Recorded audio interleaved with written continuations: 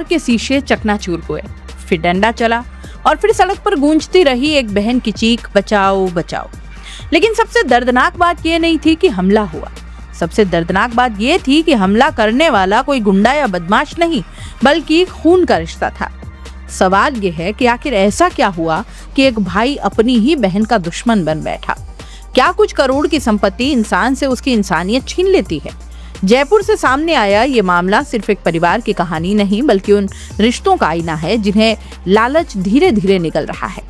राजस्थान की राजधानी जयपुर के सोडाला इलाके से सामने आई ये घटना हर किसी को झकझोर कर रख देने वाली है।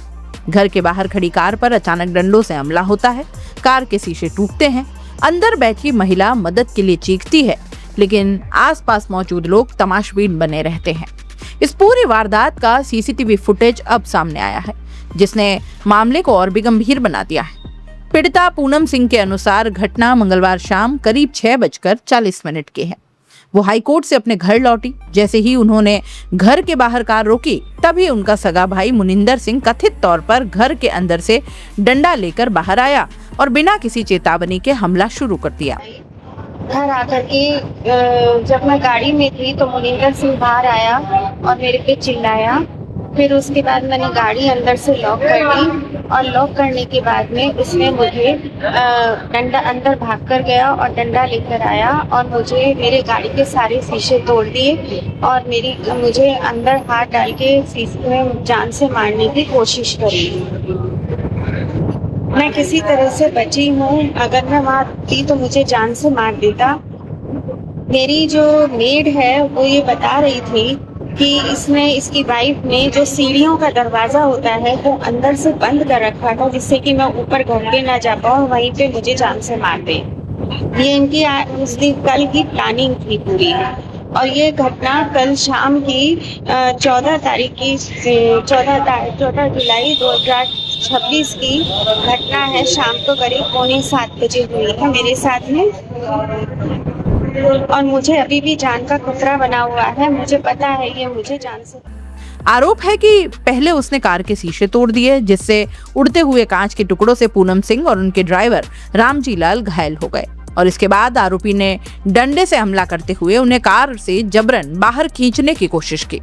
सबसे भावुक दृश्य उस वक्त सामने आया जब पीड़िता की मां घर की छत से बेटे को रोकने के लिए लगातार गुहार लगाती रही, लेकिन आरोप है कि आरोपी ने अपनी मां को भी धमकाया और हमला जारी रखा। पूरी घटना घर के बाहर लगे सीसीटीवी कैमरे में रिकॉर्ड हो गई, जो अब पुलिस जांच का सबसे अहम सबूत माना जा रहा है। बताया जा रहा है कि इस पूरे विवाद की जड़ पारिवारिक संपत्ति है।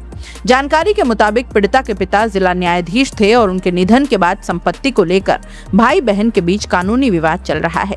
पूनम सिंह का कहना है कि इसी लड़ाई को मजबूती से लड़ने के लिए उन्होंने 50 साल की उम्र में LLB की पढ़ाई शुरू की और फिलहाल फाइनल ईयर की छात्रा है।